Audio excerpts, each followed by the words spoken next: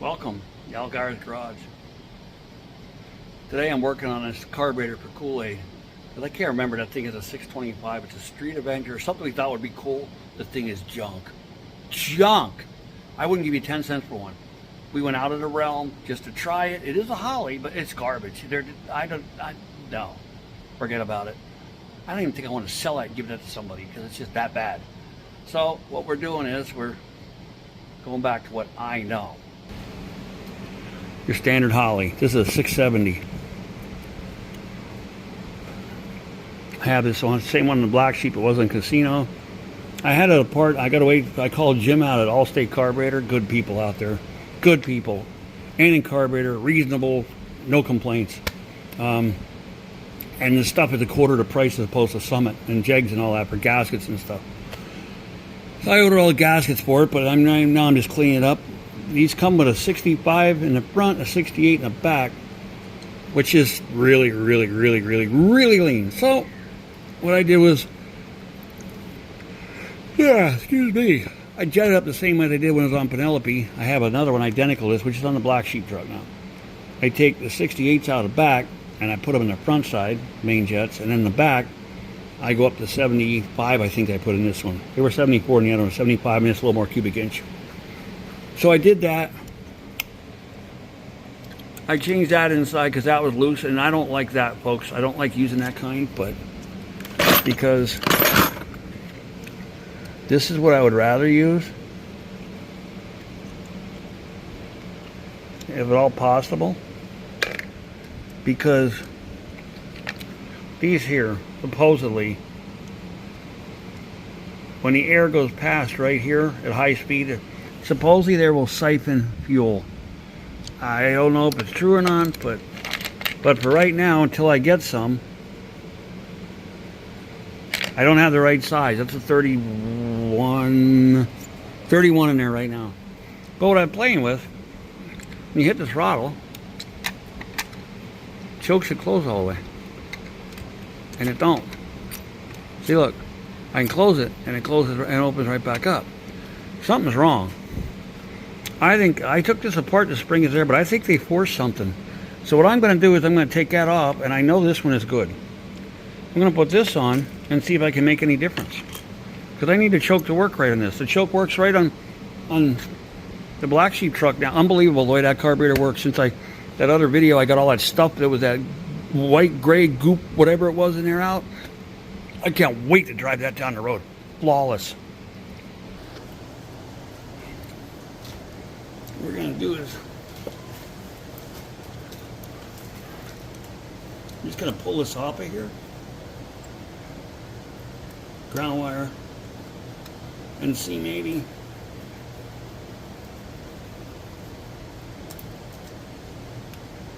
But I notice this has these weird tabs too. And the other one that I had wasn't like that. One of these years I'm going to get an actual carburetor stand. Yep, this spring is bad. You know how I can tell you the spring is bad? Look, there's no space in it. And look at this one. See the difference? This is a good one, this is a bad one. This should be opened up a lot, and it's not. So maybe we'll put this on quick. We shouldn't even have to adjust anything, and it should just work. It should just work. Oh, another thing is, where is it? That line right there, I usually center that on here to start and go from there.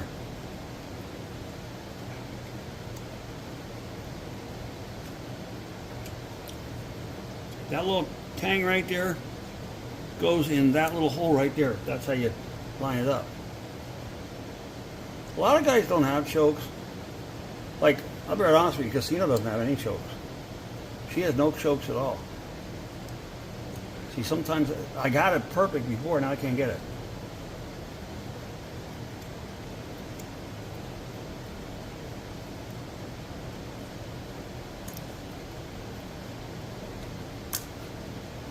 There. Now, where are you? Nope. Look at that. See what I mean? Now we're talking. Now we're going to center that, lock it down, and that's done. Now it should work the way it's supposed to. That's another thing with that other carb. It's in one of my other videos when I had it apart and went over. Maybe that's what happened. I took it apart, and the choke doesn't work right. Either you have it choked or you don't have it choked, and it's horrible. It's just horrible. I know what this will do.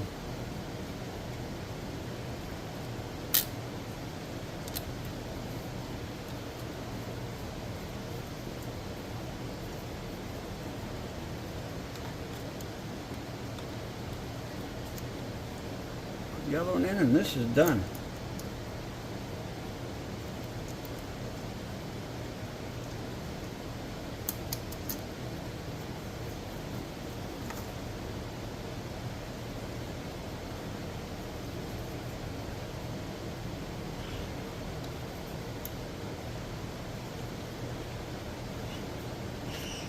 And the way you adjust this is you just turn this either way.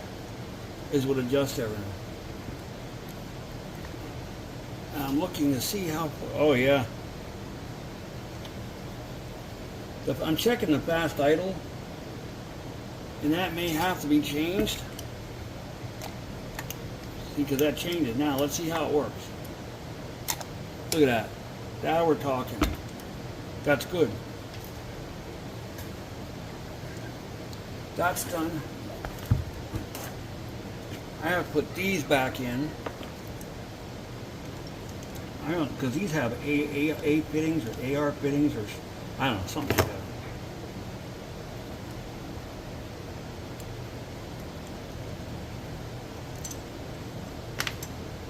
And they weren't put in right either. He tried to smash these in there. These all have to be cleaned, but I'm just putting them in here so I don't lose them. Hopefully they didn't wreck the fuel bowls. That would really suck. I ordered all this stuff from Jim today.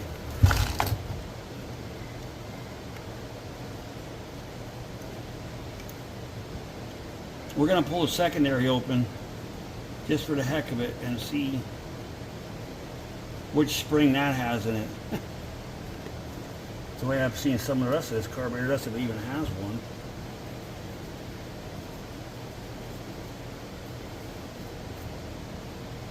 This is your vacuum secondary diaphragm. This has a quick change unit on it, which is very nice. I wish Casino did, but I can't because I got dual quads. They're different. Okay, this has the stiffest spring there is. Oh no, we can't do that. We got to come up with something, but it's definitely not going to be that. This spring changes the radiator forebarrel. Each spring is a different stiffness.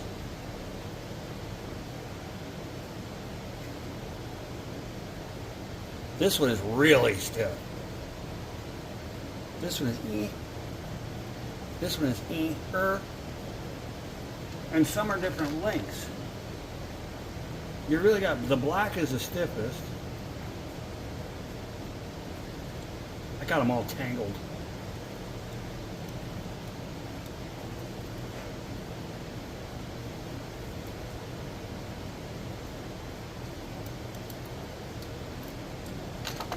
Oh, I like that. And this one isn't as tall. Whoa, that would be bad. This one isn't as tall as the other ones. Which means there is a possibility that it may open sooner. I'm checking this one out here. I'm not sure what this one is. Oh yeah. Now that one's super, super light. Now we'll try this one and see what it does. Best way to do is on the dyno. We'll see which spring works the best. Because when they're opening, I'll watch the readout and I'll motion to him when the four barrel opens. When the four barrel opens, he can look at the tach and tell me when it's fully open, I'll motion them again, and then I'll decide, hey, I want to use this spring, or no, I don't really like this spring, or what the heck? Boy, they really played with this thing.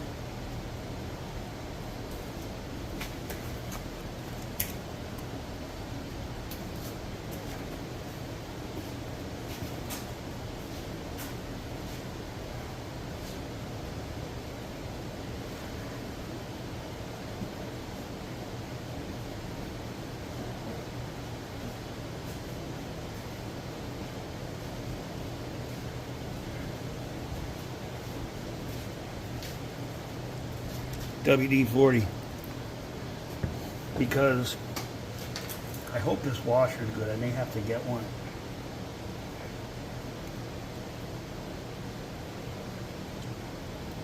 There's dirt on it. Spray these screws up. So when you put them in, they'll drag past the rubber. They won't tear it out. Eventually,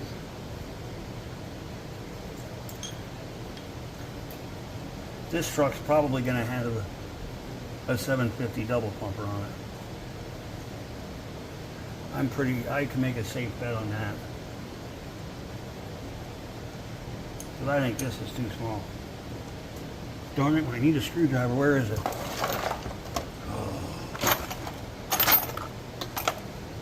No!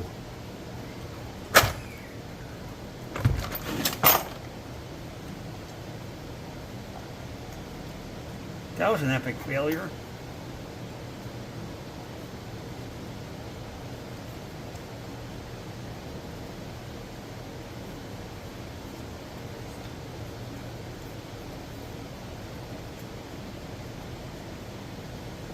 Come on now.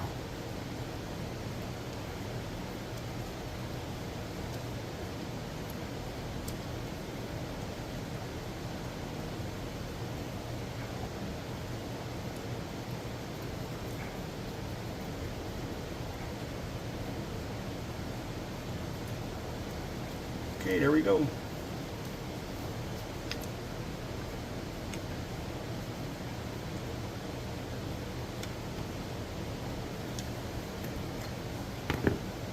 That should be about it. Now we just wait for our gaskets to come, because this gasket here is about puked.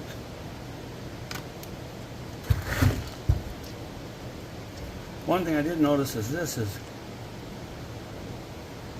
oh, maybe it is okay now. No.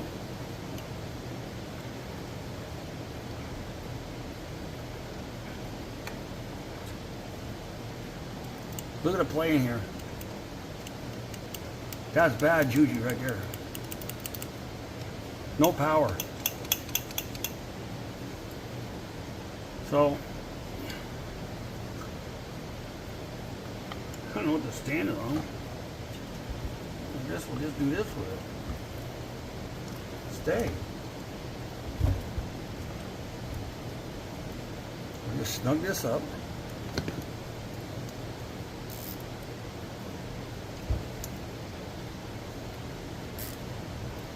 There. Don't really care for. It almost looks like somebody bent this. I don't know if you can see it or not. On the other side of this, it should be centered on that bolt. Look where it is. I think somebody bent this, which isn't a biggie. They bend easy. I can bend it back pretty easily. Just stick a screwdriver in here and give it a tweak. There. Yeah, I learned that with ease. Now we gotta loosen it up, but very little. If any, maybe not. Yeah, a little. Not much. Two twists with a wrench, and it's good.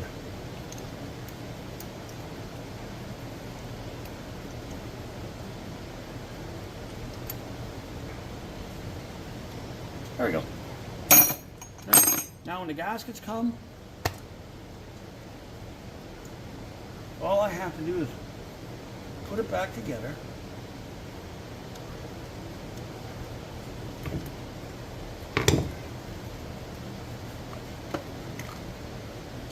And we gotta get Kool-Aid over here.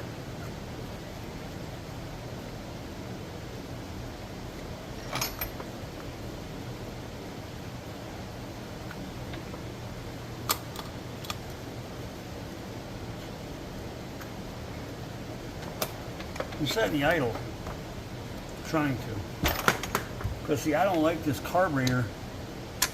You can't get the squares the way you're supposed to. Throttle linkage, right there. You're only supposed to get a square on that transfer slot. And I can tell you, the transfer slots in these carbs are huge. So transfer slot metering is a huge plus for this carburetor. I will show you how to do that. I just found something else I don't like. Somebody really had their fingers in this carburetor. They really had their fingers in this carburetor. I just saw something else that I'm not too keen on. That means I'm going to have to really take it apart now. Because they used the wrong gasket in here.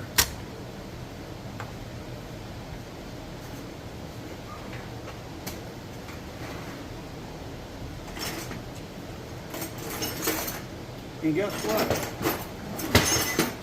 I don't even think I have that gasket.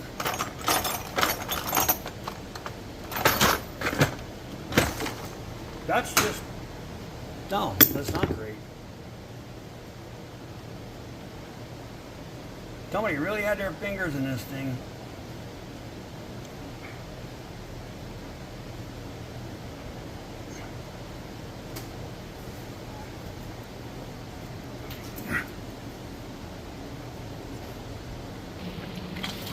I looked around, I don't have it.